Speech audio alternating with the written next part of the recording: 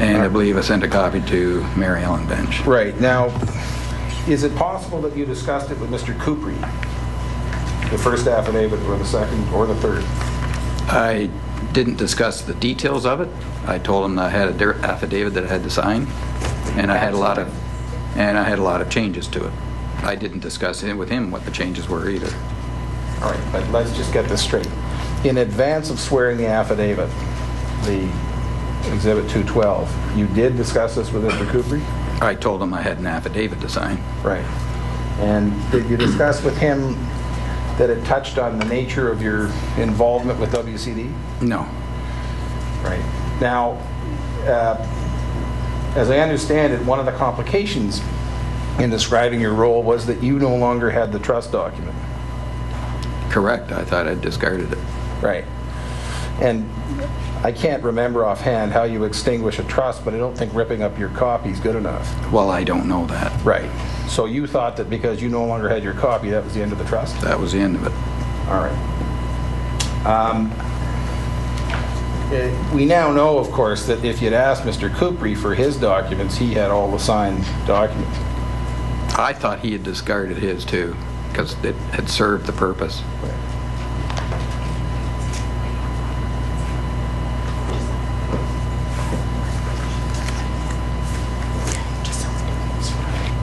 Okay, so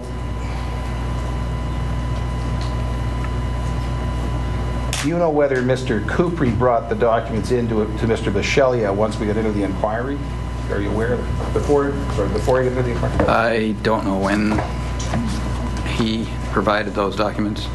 So during, is it I possible assume it's during the inquiry. Is it possible that it's early as during the litigation? I'm not aware of that. I'm going to conclude in a second, and then it may be useful to actually have Ms. Rothstein ask a couple of questions to clarify this.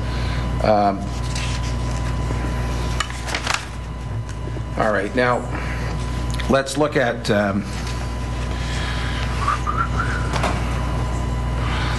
Exhibit 144.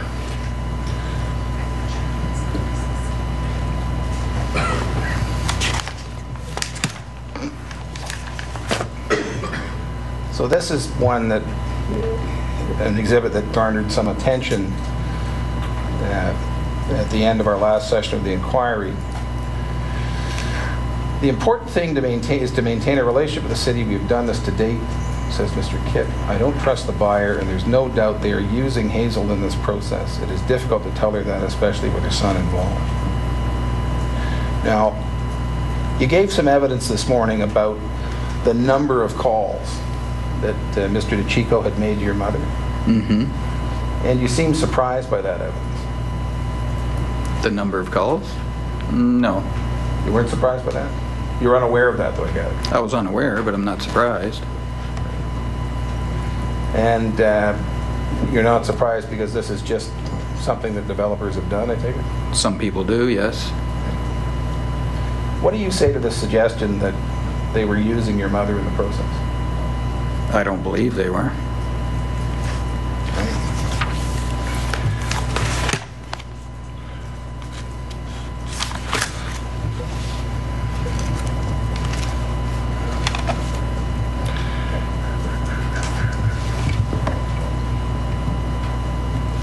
Just lastly, to finish off, why did you send version 2 of the affidavit, the September 11th affidavit, to Ms. Bench? What prompted that? Just more clarification. Your mother had spoken to you about clarifying this, I believe so, yes. and this was becoming a public issue, I guess? I don't believe at that point it was. Right. But you wanted there to be some clarity on the issue? Correct. All right. Thank you very much.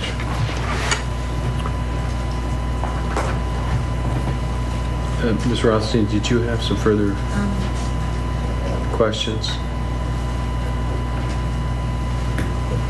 Before I ask a question or two, could I just wait until after Mr. Lax? It will only be on the clarification as to when the documents involving WCD were given by Mr. Cooper to Mr. Biscelia. I don't know that off the top of my head. All right. All right. Mr. Lax?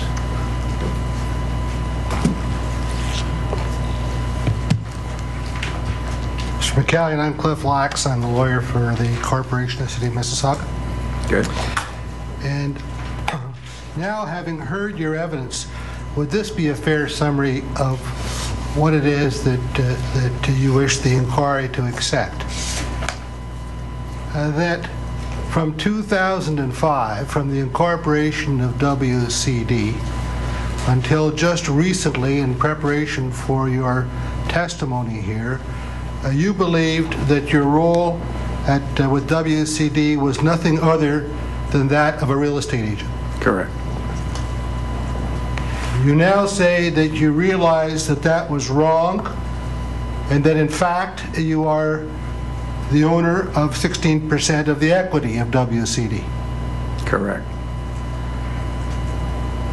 And I take it that even when you borrowed the money, the $50,000 from TACC, which is Exhibit 196 here on, Mr. Commissioner, and at that time you represented that you had signing authority on behalf of World Class, that you were wrong to believe that you were misleading in any way, because a real estate agent wouldn't normally have signing authority on behalf of the client. Is that correct? That's correct. But lo and behold, you now find out that you were wrong to have thought that you were wrong, because you were really a principal in the company when you borrowed the $50,000 from TACC. Is that correct? I know that today, yes.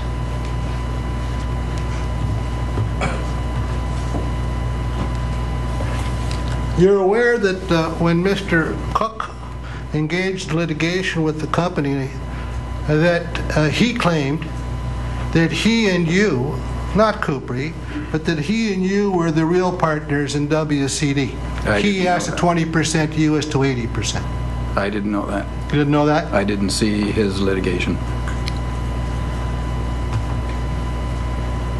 And after Mr. DeChico came in, were you aware as to whether or not Mr. Biseglia, the lawyer, through his family, was also an investor in WCD? No, I did not.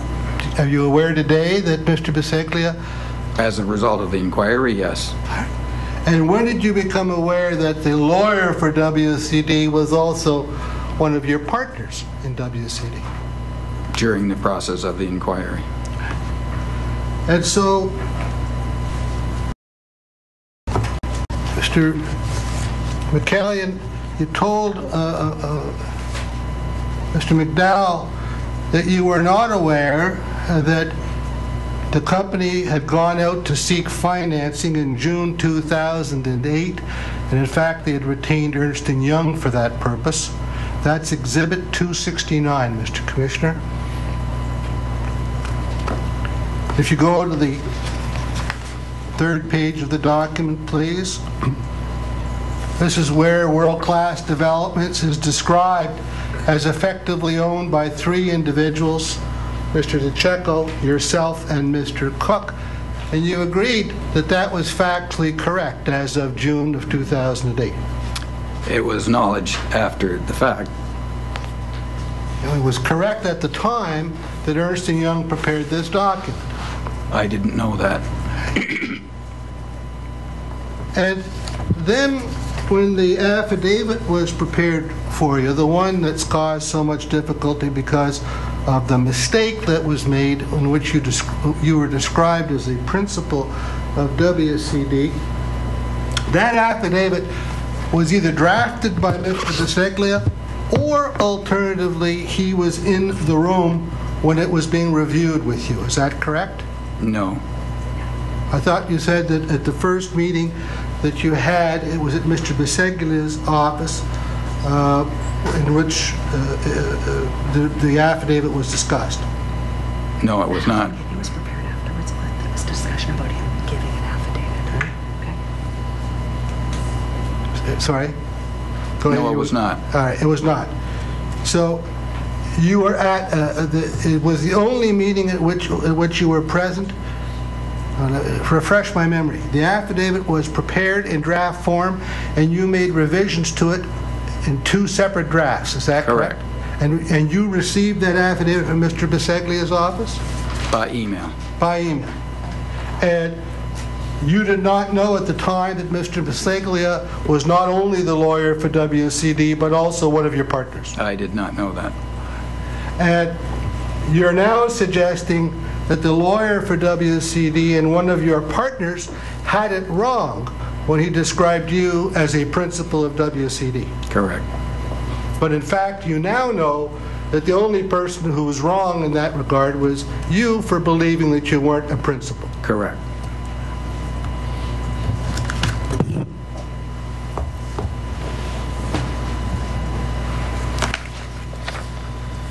Have you received any portion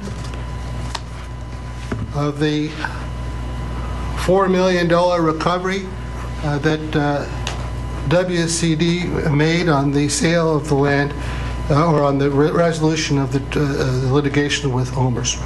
None. You now know that you have a 16% interest in that recovery. You've known that, I take it, for more than a few days. More than a few days, yes. And that would suggest, therefore, that you have an entitlement to 16% of the net profits of this company. I believe that, yes. In addition, you would have an entitlement to recover the loans that you made to the company, correct? I expect to recover the loans, yes. So that as we sit here today, you expect to recover $100,000 for your own benefit, $50,000 going to TAC on the loans, correct? And you expect to recover 16% of the net recovery that the other shareholders received. With respect, that's not the witness's testimony. Well, he's been cross-examined. I mean, if I don't expect to receive any money. Well, you would have an entitlement to receive 16%. Your entitlement would be no less and no greater than that of Mr. DeCecco, correct? Correct, if you analyze it that way. As what? If you analyze it that way. Well, you're a shareholder like him? Well, the money should go to Leo, and if he decides to give it to me, that's his choice. Well, he holds your shares in trust for you, so he would have no choice. I guess he wouldn't. All right. So as we stand here today, you would have an entitlement to recover 16% of the amounts that were paid to all of the other shareholders, as well as the loans, correct? Correct. When did you realize that you would have an entitlement to this recovery? About a month ago, through the process of the inquiry. And did you advise the Commission that the basis upon which the Commission had ordered funding for your legal fees, and on the basis that you could not afford to pay them, was no longer the case, and that you could now had the basis of recovering this sum of money to cover your expenses? Mr. Commissioner, I object. In my submission, what Mr. Lack seems to be trying to do is to relitigate an issue that was determined by you in response to a motion brought on March 4th, 2010. And I remind Mr. Lax that the evidence of the witness is that he doesn't expect to receive anything from the proceeds apart from repayment of the loan. So I submit that that's an unfair question that's being put to the witness. well, whether he expects to receive anything or not, I think the point that Mr. Lax is making is that because of this trust agreement, he may be entitled to certain funds.